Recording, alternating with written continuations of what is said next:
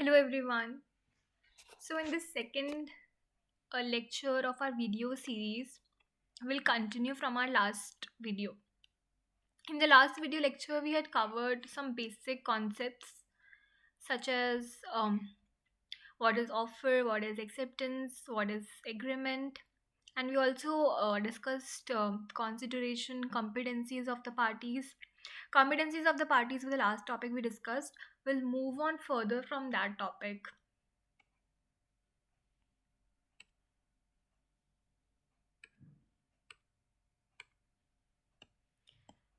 In this lecture,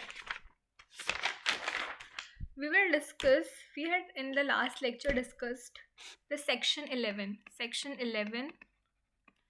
which states who are competent to contract.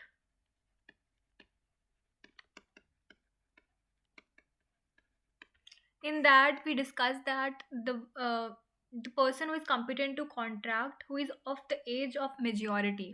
There should be majority. Majority means the person must be of 18, at least 18 or plus.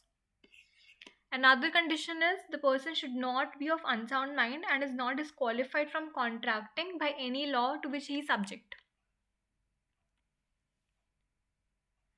Uh, all right. So now the important topic which we need to understand is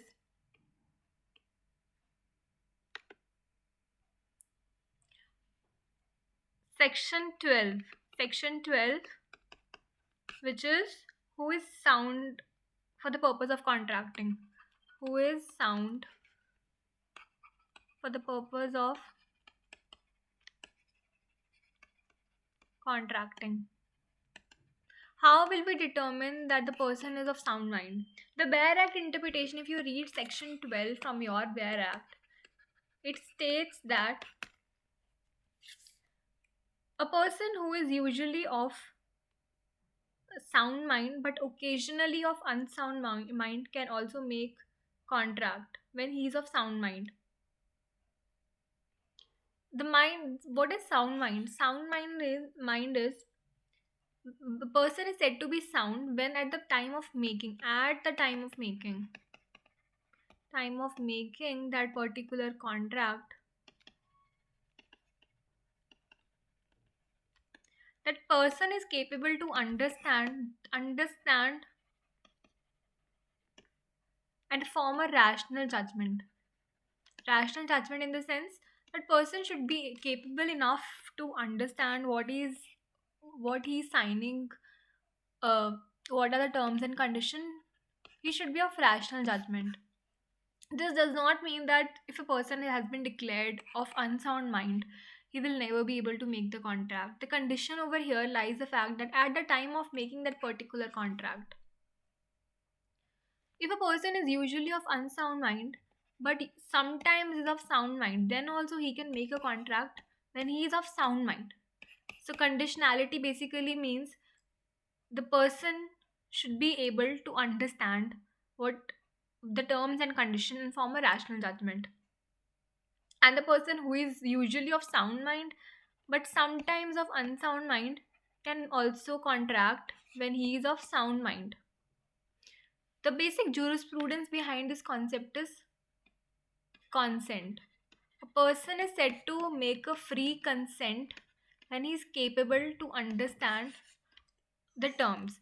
जैसे कि we saw in the section 10, if you see, in the section 10 we discussed what makes a valid contract. Section 10 we discussed. And when an agreement is a contract, there must be a free consent. The next term, after understanding this concept of competencies of the party, we will go to what is a free consent and what is a free consent. As I discussed earlier also, that consent plays a very important role here. A parties must freely consent to the terms of the contract without coercion, undue influence, fraud, misrepresentation, and this ensures that agreements are made without duress.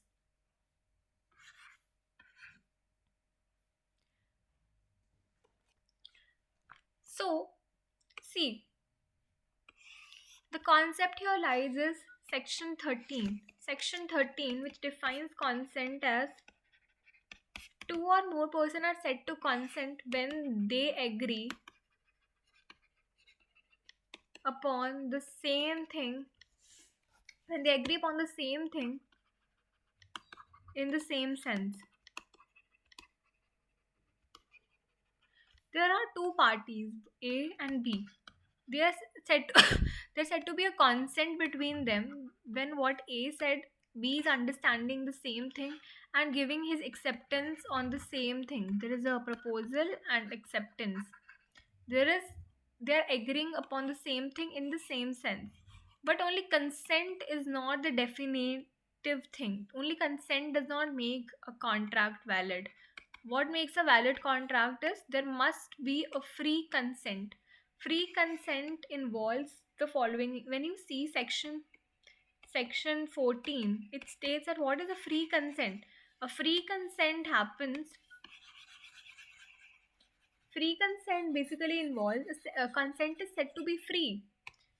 When a consent is free, when a consent gets free, when it is without coercion, undue influence, fraud. These terms we'll discuss subsequently in our next video. What is coercion? What is undue influence? You should know what are the differences to understand it in a better way. But till now, what we have dealt with section 10, which states that when agreements, when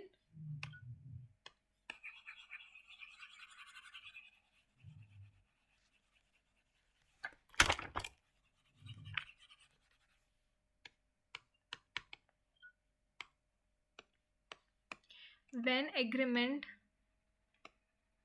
becomes contract.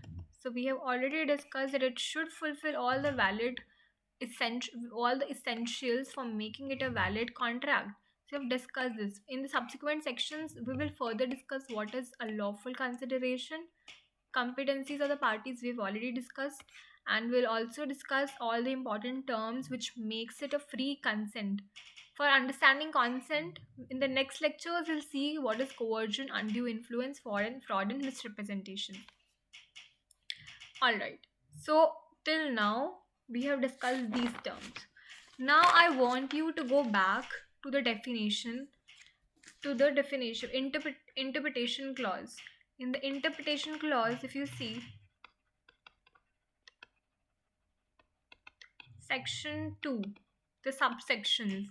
In the last lecture, we had covered till section clause H. In this, I'll make you understand what is I. I is an agreement which is enforceable by the law at the option of one or more of the parties thereto, but not at the option of the other or others. Is a voidable contract. Understand what is a voidable contract? Voidable contract means when it is enforceable at the option of one or more of the parties but not at the option of other, it is a voidable contract.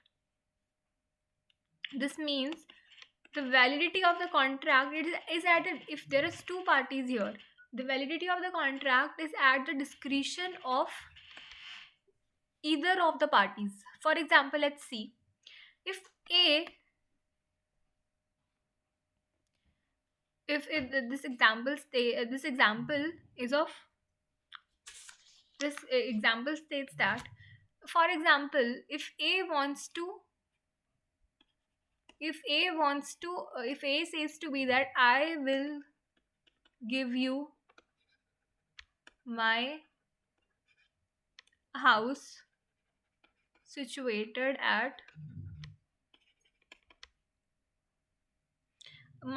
let's assume XYZ street. There is a house which is situated at XYZ street, and there is two houses of A which is situated at XYZ street. Okay, there are two houses, एक street है and there are two houses of A, and A is just merely making a statement कि I'll give you one house, and B, XY street पे this is X house and this is Y house, and X and B understand it as X, but A is referring to Y. So what is this? This is not a valid contract because they are not agreeing on the same thing in the same sense. There is no agreement There is no agreement on same thing in same sense, because house is different. So this contract will become enforceable at, like, if A says to B, this contract has been made by A, that in contract it's written that A is agreeing to give Y house. B, maybe he's agreeing on to something else. So there is misrepresentation over here. You'll not be able to understand it properly because we have not discussed misrepresentation as of now. But just for the sake of example, you understand this thing. Okay, this is at the option of B, whether he wants to accept the offer or not.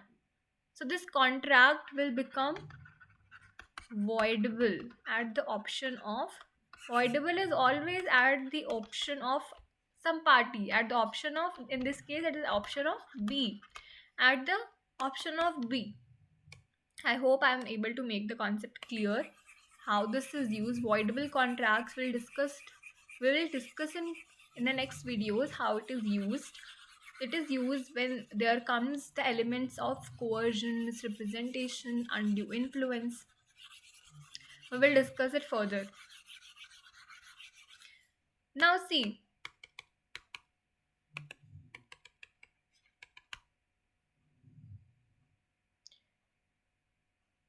the next definition is clause F.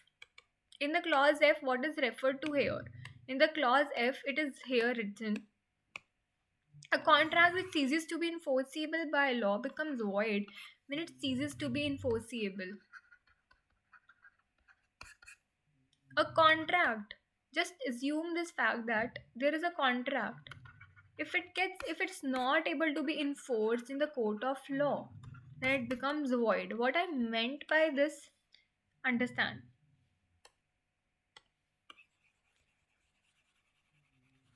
Here it is means that what becomes, when it ceases to become enforceable, when a contract can become ceases to be unenforceable,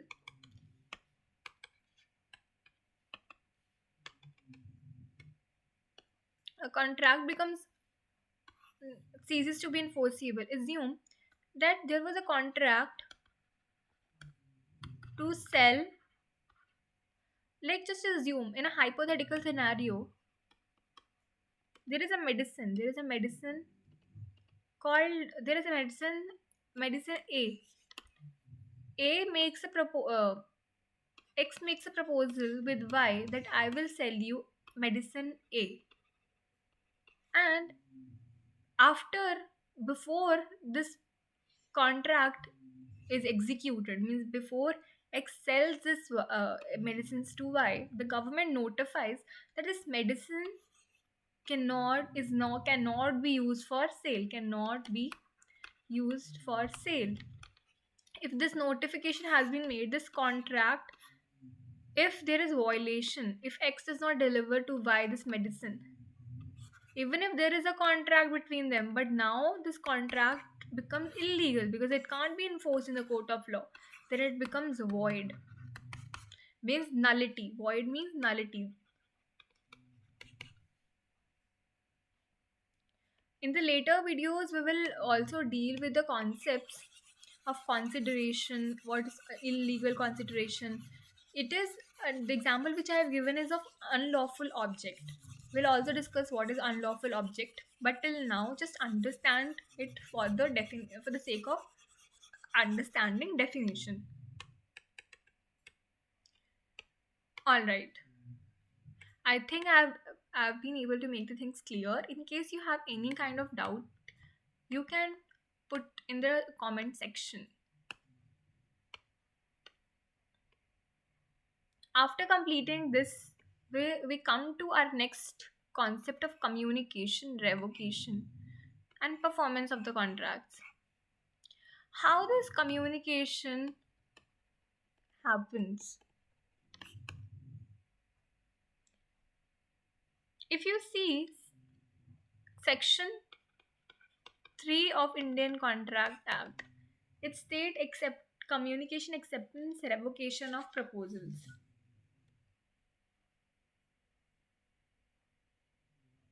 So it states that the communication of proposals, the acceptance of proposal, and the revocation of proposal and acceptances respectively are deemed to be made by any act or omission of the party proposing, accepting, or revoking by which he intends to communicate such proposal, acceptance, revocation, or which has the effect of communicating it. For making communication, revocation, performance, there is certain acts and omission by both the parties whereby they intends to communicate this proposal. For the communication, there is communicate the proposal. For revocation, there is attempt to revocate.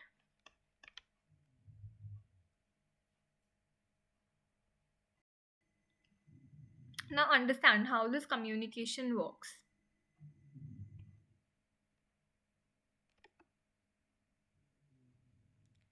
This is a bit tricky concept to understand how communication of the offer happens.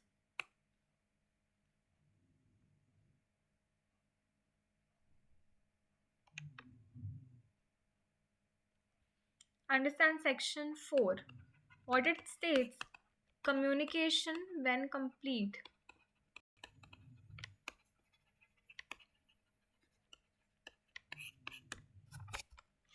Now for understanding how communication happens, an offer and acceptance must be effectively communicated to create a binding agreement.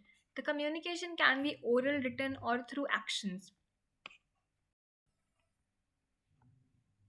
So there is offer and acceptance. There must be a communication between the parties. This communication can be through oral, written, or through action. Through action basically means there can also be implied offer or implied acceptance. I'll explain you this concept through case laws when we will discuss it through case laws. But till now, understand how the communication works when it comes to contract. Just assume there is a party A and party B, A and B.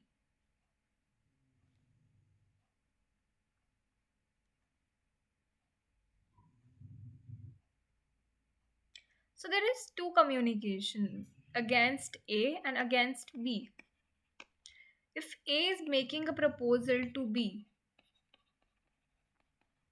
A is A is making a proposal. A is making a proposal to B. For understanding communication, you need to understand two terms. One is proposer and one is acceptor. Proposer is the one who is making offer, and acceptor is the one who is to whom acceptor is to whom the offer is made. That's why this person is accepting them, because the ones to whom the offer is made, this is the one who will accept it and communicate. Proposer is the one who is making the offer.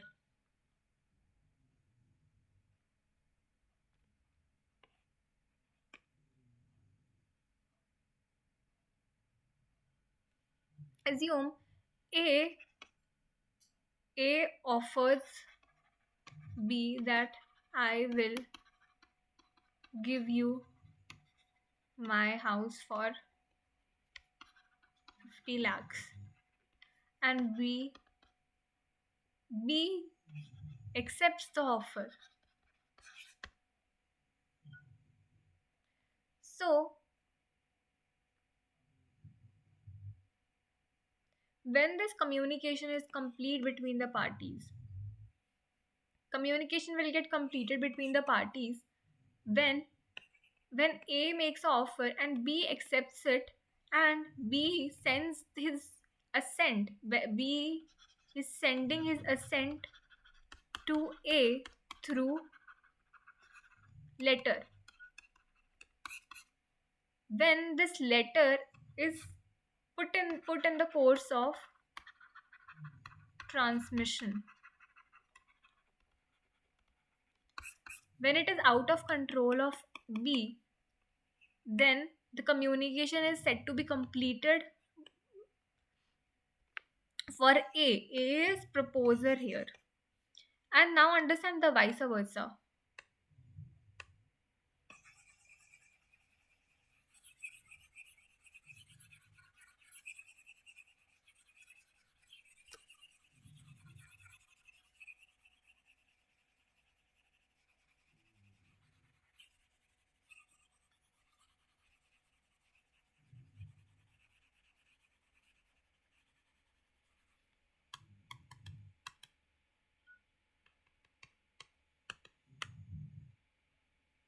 Now understand how this how when the communication get complete from the side of acceptor.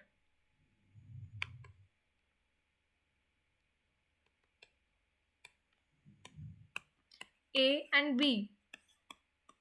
B is acceptor here. You understand? So B is acceptor here. When B's letter B's letter is read by A. So when it is read by A means it has when it has come to the knowledge of proposer. When it has come to the knowledge of proposer. Proposer here is A. A is proposer here. It has come to the knowledge of proposer. Then the communication is complete.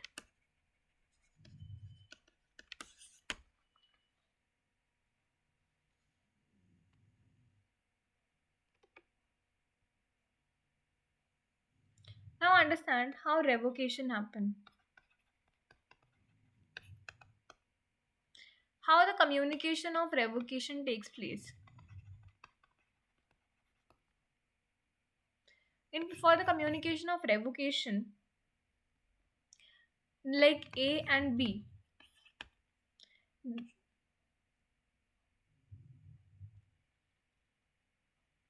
so if you read section 4, what it states, section 4 it states the communication of a revocation is complete as against the person who is making it when it is put into a course of transmission to the person to whom it is made, so as to be power of out of power of the person who makes it.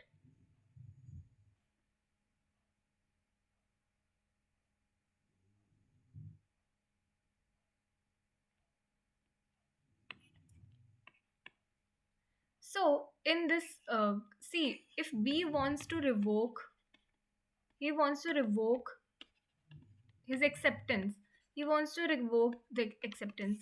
In this, if you read the Bear Act, B is the one who is making this revocation, making this revocation. When he sends the letter to A that he don't want to buy it, and he sends the letter,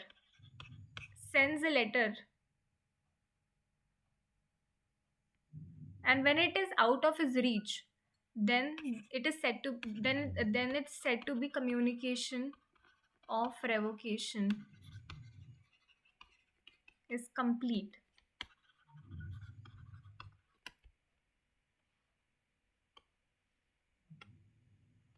If you read revocation, an offer can be revoked before acceptance. Revocation must be communicated to the offeree to be effective. There must be a communication to the offeree to be effective, and once accepted, an offer cannot. Once there is a valid acceptance, the offer cannot be revoked. We will understand this concept in more detail, like in what are the ways of making how revocation can be made, what are the ways of making the revocation, and further section 5 and section 6 in the next lecture. Meanwhile, the one concept which I want to discuss with you is lawful, the concept of lawful consideration. We have already dealt with consideration in our last lecture, we had discussed in great detail as to what is the consideration. But I had told you, for making a valid contract, there should be not only consideration, but it should be lawful consideration.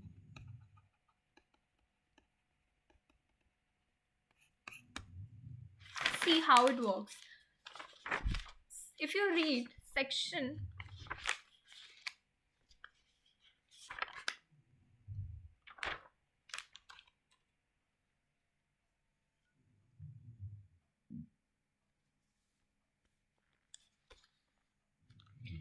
23, section 23, it states what consideration and object are lawful and what are not. The consideration and object should be lawful for making a valid contract. The consideration literally can be understood as something in return, as we had discussed. There is something in return. Consideration can also be, there is a very important maxim which is quid pro quo, which means something for something. Consideration is something which is given in exchange, and thus the most important ingredient of the contract. Section 25 also says that a contract without consideration is void. If there is no consideration involved in a contract, then it is void. This contract cannot be enforced because there is no consideration here. In word of Pullock, it is a price for which the promise of the other person is bought. The consideration must be reciprocal. There is a mutual. The consideration must be reciprocal. That is mutual. Both the parties to the contract must gain something in return of their obligation or promise. The basic foundation of the contract law is two people are contracting. A and B are contracting. A is giving, so B is also giving something in return. This is the foundation of any contract. So consideration becomes a very important topic. Whenever you are making any contract, you have to ensure that there is something consideration is always there in your contract, and understand this consideration should be legal. The consideration or object of an agreement is lawful unless the consideration can be said to be lawful if it is not forbidden by the law. Forbidden by the law, it is not something which is forbidden by the law. If you are doing, if you see, the consideration is to sell drugs, to kill someone, then these are forbidden by the law. Whatever is forbidden by the law cannot be a consideration. If it defeats any provision of the law, if it is fraudulent, if it is causing injury to the person or property of another, or if it's more immoral or opposed to public policy, these all will be considered unlawful consideration. Not only consideration, we need to also understand the purpose or the objective of making the contract should not be to defeat any provision of the law, to be fraudulent. If there is an agreement between the parties to sell drugs, to do any immoral activity or illegal activity, then that contract cannot be enforced in the court of law. If you see section 25, it explicitly states that an agreement without consideration is void.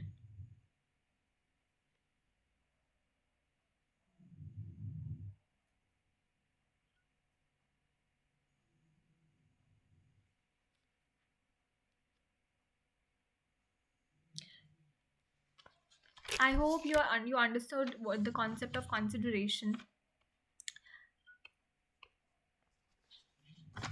Here, we will also discuss some of the important case laws.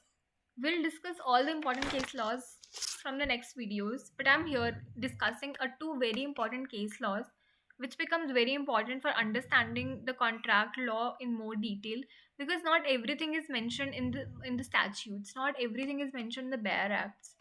There are a lot of judicial interpretation which is involved while making while understanding contracts. Two important contracts. First, I want to discuss welfare and welfare case. Welfare and welfare case. You must be wondering why it's welfare and welfare, because in this case it is there was a contract. This is a case in which there was a husband and wife involved.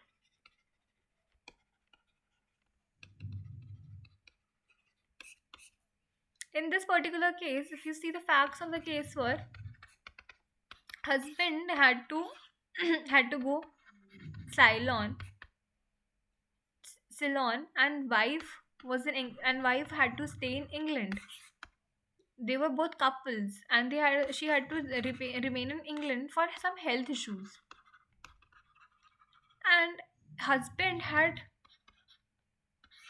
agreed to the wife that he will give her some X amount. If you read the case law, then it is also written that what was the amount. For the sake of understanding, and just assuming it was an X amount, and husband refused to give this amount to wife, and wife sued husband. She sued her husband for claiming this amount. So in this case, the question arises: is question is, was the agreement of giving her X amount a contract? Was it a contract? So what the court delved the court discussed the concept of contracts. What the court found is, the case established the principles of domestic agreement are not generally legally binding. A husband promises to pay his wife a monthly allowance was not considered a legally binding contract. The court found that in this particular case, even though there was an agreement, but it was not a contract, because this agreement was based on the domestic agreement of mutual relationship. This was not of a commercial nature. There was no commercial nature involved. The court said that for understanding whether it is an agreement or a contract, the court will see what was the objective behind making the contract, what was the relationship between the parties, and was there such a relationship which bind both the parties. Because in this particular case, it was a domestic agreement. A husband promised to pay his wife monthly allowance was cannot be considered legally binding. It cannot be considered a legally binding obligation. Why? Because is this particular case fulfilling all the essentials of a valid contract? Was there a consideration involved? No. Was there a consideration was not involved? Was there a mutual obligation created? No. Can this person be allowed, then can this wife be allowed to sue her husband in the court of law for the breach? No. So this is an important case law which you should know. The other important cases we'll discuss in the next lecture. Then after understanding welfare and welfare case, now let's go to understand Carler Carbolic small ball company case. This is also a very important case law to understand what is a valid offer, what is a valid acceptance. So in this particular case, what happened was, there was a company called Carbolic small company. So what was they made an advertisement. In the advertisement, what was the advertisement about? This advertisement was that if you take the Carbolic small ball, you can will not you cannot catch influenza.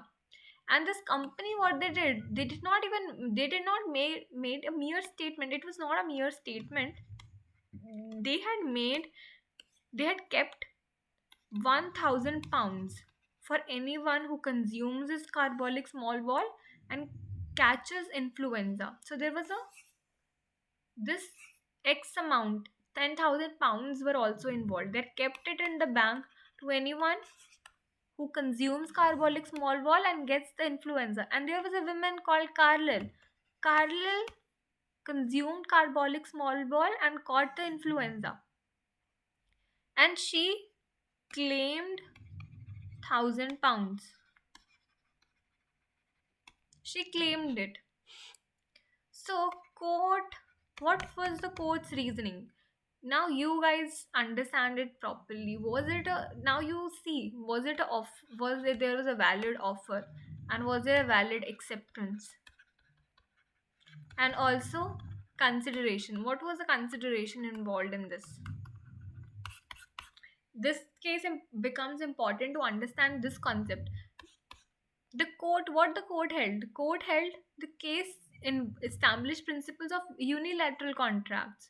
This case is important for understanding concept of unilateral contracts. Can there be contract when there is unilateral acceptance? Here Carlyle has performed the contract, performed the contract, but the company is not aware about that she has performed this contract. And was there was a validity of the acceptance through performance? Can contract be, there was also a question of, can contract be accepted by performance? The company's advertisement for a product was held to be an offer that was accepted by a consumer who bought the product. So, understand it, what was the court's reasoning? In this case, courts court held, when this company put in the bank 10,000 pounds, they put in, it was not merely a statement or invitation to offer. Invitation to offer, what is invitation to offer? Invitation to offer is when you see in the advertisements, when you there is an advertisement, what is assumed by the law is the one who, these advertisements, these billboards, these are invitations to the offer. To whoever sees these are merely invitation to offer. Whoever wants to get this product has to offer, and the companies who is making this advertisement, they accept. There is a, this is known as invitation to offer. Was it merely an invitation to offer? The court held, when this company put in this 10,000 pounds in the bank, this shows they had done more than what is an invitation to offer. It was an offer.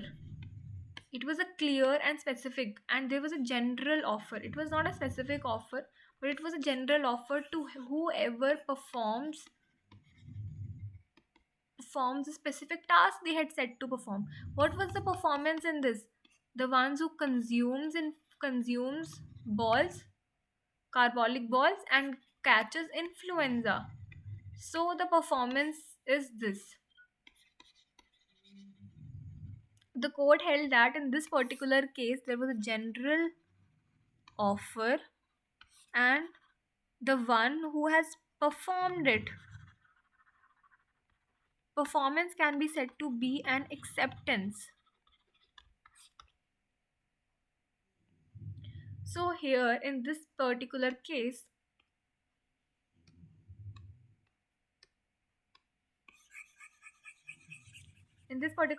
what can be said is,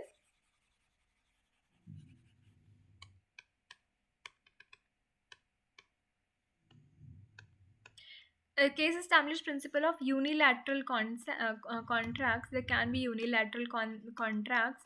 It held that there can be unilateral concept and the validity of acceptance through performance.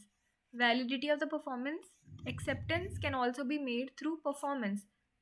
The company's advertisement for the product was held to be an offer. The advertisement which has been made can be held to be an offer and accepted by the consumer who bought the product. And what is consideration? Important here is to understand what is consideration here.